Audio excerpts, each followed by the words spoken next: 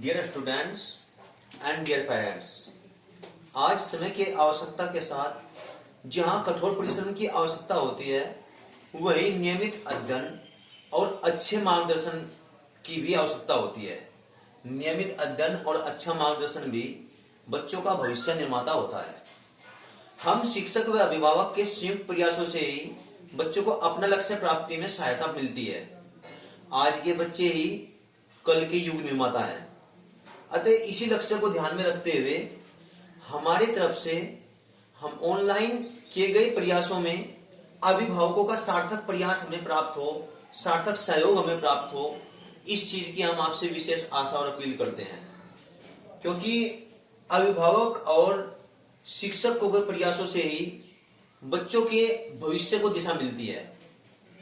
अतः मेरी आप सभी से विशेष अपील और गुजारिश है कि आप आज के टॉपिक से पहले सबसे पहले हमारे अपने YouTube चैनल को सब्सक्राइब करना ना भूलें। सब्सक्राइब करें ताकि आपको बार बार हमारे YouTube चैनल की प्रतिदिन की वीडियो प्राप्त हो सके और उत्तरोत्तर आप अपना अध्ययन जारी रख सकें। सब्सक्राइब के बराबर में आपका बेल आइकन का एक बेल है, बेल आइकन जरूर करें ताकि आपको प्रत्येक वीडियो का नोटिफिकेशन प्राप्त होता रहे और इसे लाइक भी करें। ये कार्य आप वीडियो से पहले कर लें। फिर हम आगे चलते हैं। आज का हमारा टॉपिक है कक्षा 10 से संबंधित द्विघात समीकरण, इंग्लिश में क्वाड्रेटिक इक्वेशन। क्वाड्रेटिक इक्वेशन, दो घातों वाली समीकरण। इससे पहले मैं तुम्हें क्लियर करता हूं द्विघात बहुपद, क्वाड्रेटिक पॉलिनोमियल। द्विघात बहुपद क्या होता है? द्विघात बहुपद ऐसा बहुपद होता है जिसमें चर की उच्चतम घात 2 हो, अर्थात चर x, y, z इनकी अधिकतम घात 2 हो। ऐसा बहुपद द्विघात बहुपद कहलाता है।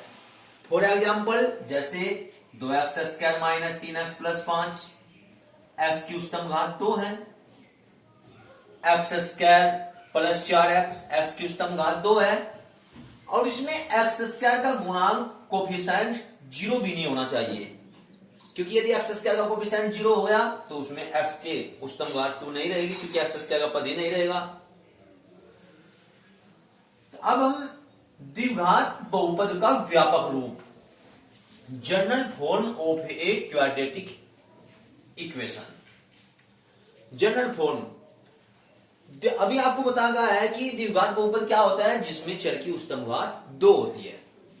तो यदि उस द्विघात बहुपद को हम मानक रूप में लिखें, जनरल फॉर्म में लिखें, अर्थात पहले x की 2 का टर्म्स, फिर x की 1 का टर्म्स, फिर बिना x वाला टर्म्स, अर्थात x की 0 का टर्म्स, अर्थात उसे घातों के, चर की घातों के अवरोही क्रम में लिखना। पहले x की 2 घात वाला पद, फिर x की 1 घात वाला पद, फिर बिना x वाला पद यानी x की 0 वाला पद। तो ये कहलाएगा आपका जनरल फॉर्म, अर्थात द्विघात बहुपद का व्यापक रूप। उसके बाद हम तीसरे नंबर पर चलते हैं, द्विघात बहुपद का मान, value of quadratic polynomials. Value of quadratic polynomials. तो आपको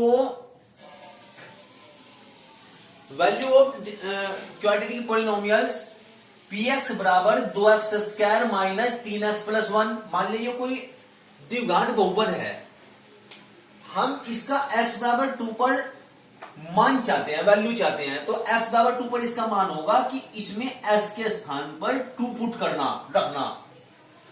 x के स्थान पर यदि 2 रखेंगे तो 2 इंटू 2 का स्क्वायर, x के स्थान पर 2 रख दिया, माइनस 3 इंटू x के स्थान पर 2 रख दिया, प्लस 1 यानी 2 का स्क्वायर 4, 4 2 जा 8, माइनस 6 प्लस 1, 8 और 1 9, और 9 में से 6 माइनस हुआ तो 3, तो 3 इसका आंसर होगा। यह होगा द्विघात समीकरण, द्विघात आपका द्विघात बहुपद का मान। Value of quadratic polynomials. बच्चों द्विघात बहुपद के शून्यांक, हम चौथे टॉपिक पर चलते हैं। द्विघात बहुपद के शून्यांक, zeros of quadratic polynomials. Zeros शून्यांक, अगर मैं शून्यांक की बात करता हूं, द्विघात बहुपद के शून्यांक क्या होते हैं? जो भी कोई द्विघात बहुपद होता है, px बराबर ax² plus bx plus c, where a b c कुछ भी अचर राशि हो सकती है, जिनकी वैल्यू चर पर निर्भर नहीं करती, x पर निर्भर नहीं करती, a b c की वैल्यू कुछ भी हो सकती है, 2x² plus 3x plus 5, 9x² plus 2x plus 9, कुछ भी। तो जो भी कोई द्विघात बहुपद होता है, उसके जीरोज यानी शून्यांक, उसके शून्यांक वे होते हैं चर, अर्थात x का जो मान उस बहुपद पर में रखने पर जीरो प्राप्त हो जाए। जैसे मान लिया हमने x बराबर अल्फा रखकर px का मान जीरो प्राप्त होगा, तो इसका अर्थ है कि x बराबर अल्फा इसका शून्यांक होगा। अगर x बराबर 2 रखकर इसका मान जीरो प्राप्त होगा, तो x बराबर 2 इसका शून्यांक होगा। अगर x बराबर 3 रखकर इसका जीरो प्राप्त होगा, तो x बराबर 3 इसका शून्यांक होगा। जैसे px एक द्विघात बहुपद है, x² प्लस x माइनस 6, और हम x बराबर 2 पर इसकी वैल्यू निकालते हैं, तो x बराबर 2 पर यानी x के स्थान पर 2 रखा, 2 का स्क्वायर प्लस 2 माइनस 6, 2 का स्क्वायर 4 और 2 6 और माइनस 6, तो 6 माइनस 6 0, अर्थात x बराबर 2 रखने पर इसकी वैल्यू 0 आई। तो इसका अर्थ है कि x बराबर 2 इसका एक शून्यांक है। और बच्चों आपको बता दिया जाए कि क्वाड्रेटिक पॉलिनोमियल्स के 2 शून्यांक हो सकते हैं, इसके 2 शून्यांक हो सकते हैं, और यह आवश्यक नहीं है कि दोनों शून्यांक वास्तविक हो, और यह भी आवश्यक नहीं है कि दोनों शून्यांक अवास्तविक हो। अर्थात दोनों शून्यांक वास्तविक भी हो सकते हैं, दोनों शून्यांक अवास्तविक भी हो सकते हैं, एक वास्तविक और एक अवास्तविक भी हो सकता है। अर्थात सिंपल सी बात, क्वाड्रेटिक पॉलिनोमियल्स में x की जो वैल्यू रखने पर, जो मान रखने पर उसका मान 0 प्राप्त होता है, वह उस द्विघात बहुपद का, क्वाड्रेटिक पॉलिनोमियल्स का शून्यांक कहलाता है। उसके बाद हम चलते हैं अपने टॉपिक, जो हमारा चैप्टर है द्विघात समीकरण, क्वाड्रेटिक इक्वेशंस। द्विघात समीकरण क्या होती है, क्वाड्रेटिक इक्वेशंस क्या होती है? हमने अभी आपको बड़े डीपली क्वाड्रेटिक पॉलिनोमियल्स के बारे में बताया, द्विघात बहुपद के बारे में बताया। द्विघात बहुपद को किसके द्वारा निर्देशित प्रदर्शित किया? px के द्वारा प्रदर्शित किया। मान लिया px कोई द्विघात बहुपद है, अगर मैं उस द्विघात बहुपद को 0 के बराबर रख दें, अर्थात उस द्विघात बहुपद के बराबर 0 रख दें, तो वह द्विघात समीकरण बन जाती है। अर्थात जैसे px बराबर 2x² माइनस 3x प्लस 1 है, इसके बराबर 0 तो नहीं लिखा हमने, तो ये हुआ द्विघात बहुपद। लेकिन मैंने लिख दिया 2x² माइनस 3x प्लस 1 बराबर 0, अर्थात इस द्विघात बहुपद को 0 के बराबर लिख दिया, तो ये बन गई द्विघात समीकरण। तो जब किसी द्विघात बहुपद को 0 के बराबर रख देते हैं, तो वह द्विघात समीकरण बन जाती है।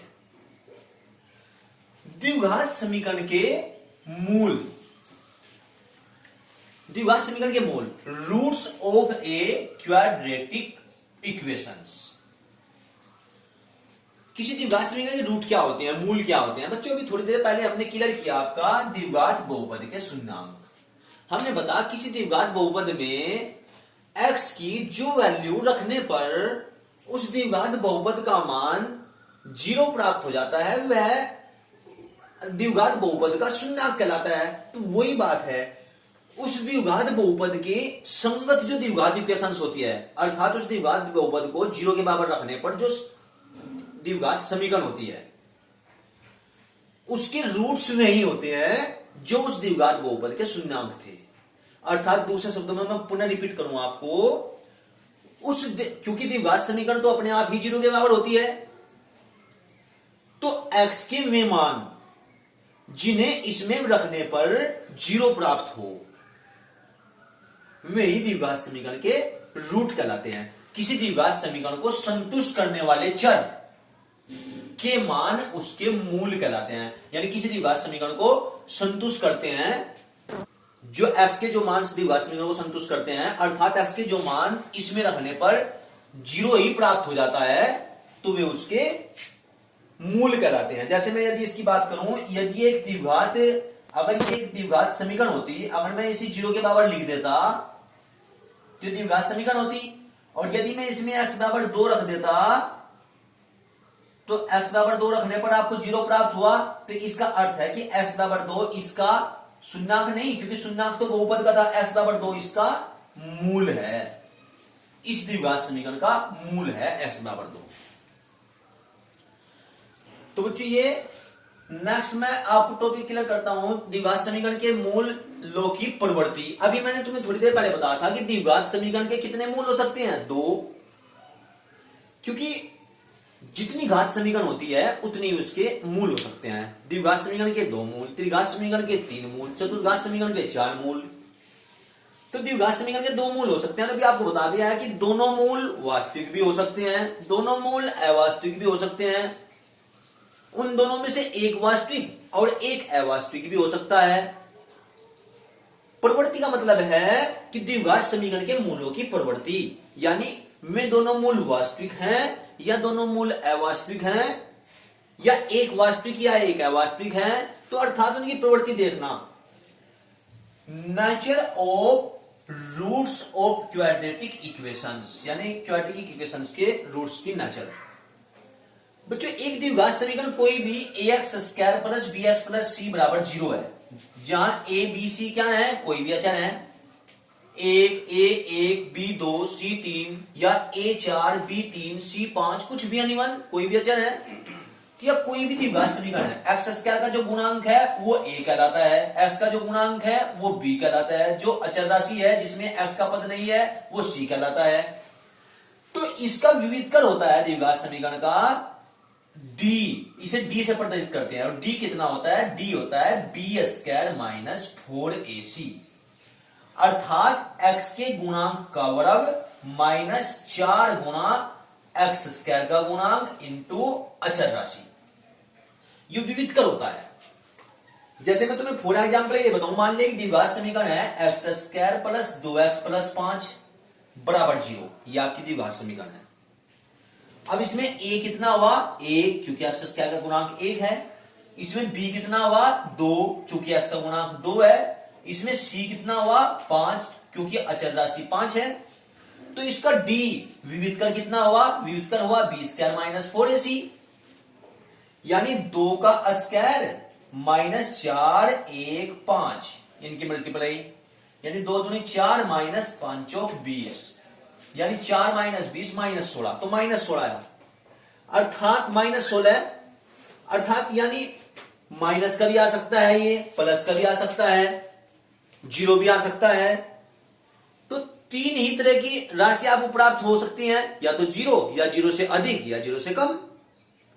तो अब हम देखते हैं, यदि जो विविधकर आया यदि वो 0 से बड़ा आया, अर्थात वो पॉजिटिव आया, 1 2 3/2 5/2 10 15 20 कुछ भी, यदि वो 0 से बड़ा आता है तो मूल इस द्विघात समीकरण के मूल जिसका विविधकर 0 से बड़ा आता है, 0 से अधिक आता है, उसके मूल वास्तविक होते हैं, यानी दोनों मूल वास्तविक होंगे, परिमेय होंगे दोनों मूल, और दोनों असमान होंगे, अलग अलग होंगे दोनों। लेकिन यदि विविधकर का मान आपका 0 आ जाता है तो बच्चे फिर मूल बराबर होंगे, यानी दोनों मूल, यदि एक मूल 0 एक मूल 2 है तो दूसरा मूल भी 2 ही होगा, अगर एक मूल 3 है तो दूसरा मूल भी 3 ही होगा, दोनों मूल परिमेय होंगे और दोनों मूल वास्तविक होंगे। यदि विविधकर 0 से छोटा आ जाता है तो दोनों मूल अवास्तविक होंगे, दोनों मूल असमान होंगे, दोनों मूल अपरिमेय होंगे। सीधी सी बात है कि आपका जब 0 से बड़ा होता है विविध कर तो मूल वास्तविक परिमेय असमान, जब 0 के बराबर होता है तो मूल बराबर होंगे, परिमेय होंगे, वास्तविक होंगे, और जब 0 से छोटा होता है तो मूल अवास्तविक, असमान, अपरिमेय। ये मूलों की प्रवृत्ति होती है।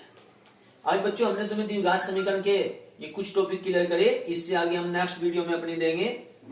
आप उसके लिए सब्सक्राइब और बेल आइकन यूज करें, आपको हमारी नेक्स्ट वीडियो मिलेगी। धन्यवाद।